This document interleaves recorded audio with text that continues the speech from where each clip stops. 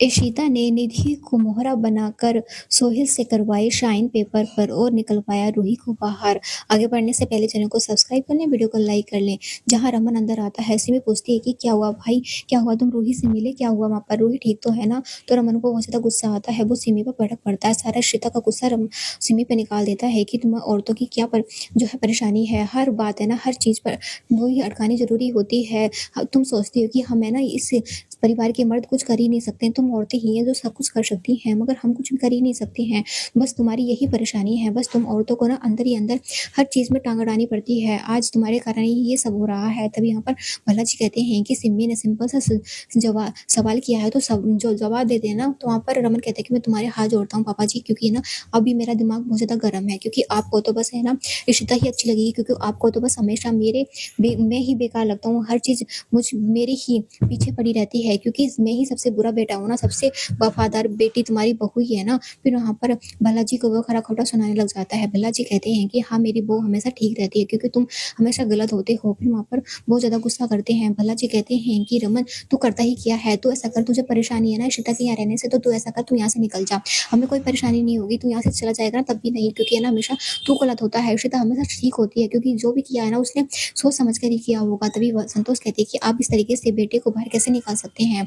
तो भल्ला जी जो है संतोष को समझाते हैं। पीहू ये सब सुन लेते हैं, पीहू रोने लग जाती है। सिमी कहती है कि चलो हम ऐसा करते हैं कि ना आइसक्रीम खाएंगे और थोड़ी बहुत जो फाइट है ना दादू की सबकी सब फिनिश हो जाएगी, बेटा तुम रो मत, सब ठीक हो जाएगी। तब यहाँ पर सब कहने लग जाती है कि संतोष जरूर ऋषिता ने कुछ किया होगा, तभी रमन इतना सब कुछ कह रहा है। इतने में हम देखते हैं कि अभिषेक सोल के कमरे में आता है और कहता है कि तुम्हारी निधि है ना वो भाग गई है जेल से, मुझे तुम्हारी घर की तलाशी लेनी है, क्योंकि तुम उसके भाई हो ना। तभी अभिषेक अंदर की तरफ जाकर तलाशी लेने लग जाता है। तभी सोल कहता है कि निधि तो यहाँ पर तो आई नहीं है, वो कहाँ चली गई है। अभिषेक कहता है कि मुझे क्या पता, तुमने ही निकलवाया होगा जरूर, क्योंकि वो तुम्हारी रिश्तेदार है, तो वहाँ पर कुछ भी नहीं मिलता। तो वहाँ पर सोल कहता है कि निधि ने मुझे बताया भी नहीं, वो जेल से भाग गई, कम से कम सारी चीजें मुझसे डिस्कस करती, मगर आज उन्होंने मुझसे कुछ भी डिस्कस नहीं किया और वो जेल से भागी, ऐसे कैसे हो सकता है।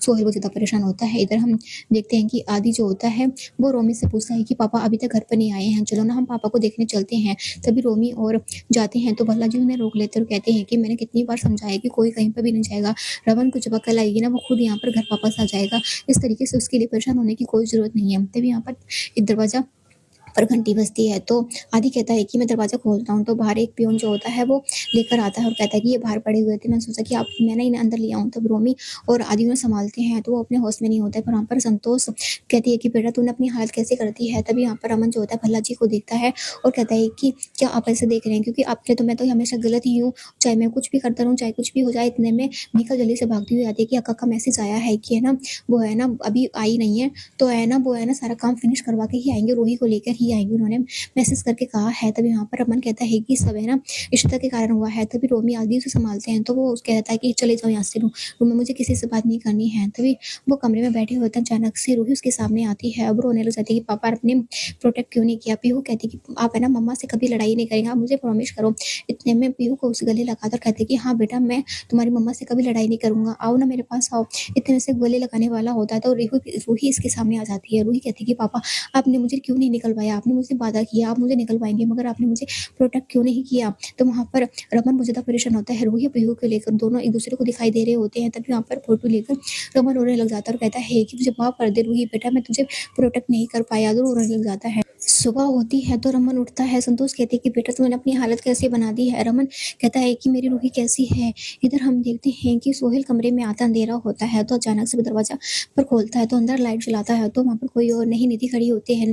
तभी वो खोलता है कि आप यहाँ पर क्या कर रही हैं, आपने मुझे बताया नहीं, आप भाग गई हैं। तो वहाँ पर इशिता और शकुन निकल कर आते हैं और कहते हैं कि इसको ना हमने ही निकलवाया है, क्योंकि है ना हमने सोचा कि निधि को बाहर निकलवा लेंगे कि सारा इल्जाम तो तुम पर ही जाएगा, क्योंकि इसका रिश्तेदार कौन है, तुम इसके भाई हो तो तुम ही पकड़े जाओगे। तो वहाँ पर निधि के मुंह पर पट्टी बंधी होती है तो इशिता कहती है कि तुम्हें बहुत शौक है ना मेरी रूही को फंसाने का, तुम्हारे पास एक काम है, अगर तुमने नहीं इस पे पेपर पे साइन नहीं किए ना तो ऐसा करो कि ना तुम तो दोनों जेल में जाओगे ही और सारा इल्जाम तुम पे लगेगा। बस हमें 2 मिनट लगेगी कॉल पे बात करने के लिए, अभी फोन में मिलाती हूँ, अगर तुम्हें मेरी बात नहीं मानी तो। वो साफ मना कर देता है कि ऐसा कुछ भी नहीं होगा और है ना मैं क्यों लेके आऊंगा। तो वहाँ पर पेपर देते हैं मगर वो पेपर को फेंक देते हैं और कहते हैं कि नहीं मैं इस पर साइन नहीं करूंगा चाहे कुछ भी हो जाए। तभी वहाँ पर इशिता कहती है कि ठीक है मुझे पता था कि तुम है ना हमारा काम नहीं करोगे, तो मेरे पास दूसरा भी प्लान है। तो वहाँ पर है ना, जैसे ही दूसरा प्लान बताती है तो सोहेल के तो होश ही उड़ जाते हैं। इधर संतोष भी ज़्यादा परेशान होती है कि रूही पता नहीं कैसी होगी, कुछ भी समझ में नहीं आ रहा, सारी जो है ना ये इशिता ने क्यों किया। तभी सब लोग परेशान होते हैं। परम आते हैं घर पर और वहाँ पर सिमी कहते हैं कि तुम यहाँ पर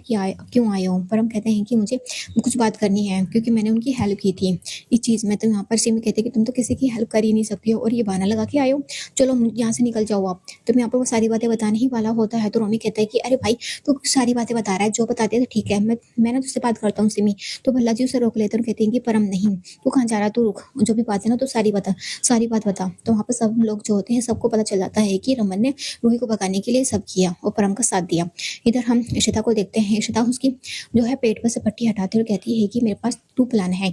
ये देखो, अगर तुमने ये ना जो है ना इस पेपर पर साइन नहीं किया ना, तुम्हारी बहन को कुछ भी हो सकता है क्योंकि तुम्हारी बहन के पेट पर तुमने देखा है ना ये क्या बंधा हुआ है, वहाँ पर है ना वो है ना कुछ लगा रखा होता है उसके पेट पर, ताकि वो कहती है कि अगर तुमने मेरी बात नहीं मानी ना, मैं पता है ना कि मैं क्या कर सकती हूँ। तो वहाँ पर सोहेल ये सब देखता है तो वो भी होश उड़ जाते हैं उसके। तो वहाँ पर वो कहता है कि तुम ऐसे कैसे कर सकती हो इशिता।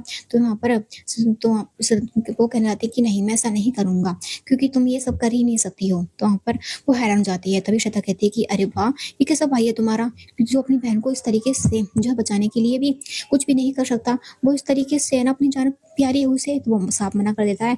तभी शगुन कहती है कि देखा, तुम्हारी निधि जैसे वजह से भाई भाई चिल्लाती थी, अब तुम्हारा भाई भी तुम्हारी हेल्प नहीं कर रहा। चलो कोई बात नहीं, अब निधि इस दुनिया में रहे ना रहे इसके भाई को क्या फर्क पड़ता है। फिर यहीं पर एपिसोड की एंडिंग हो जाती है। वीडियो पसंद आई हो तो लाइक कीजिए।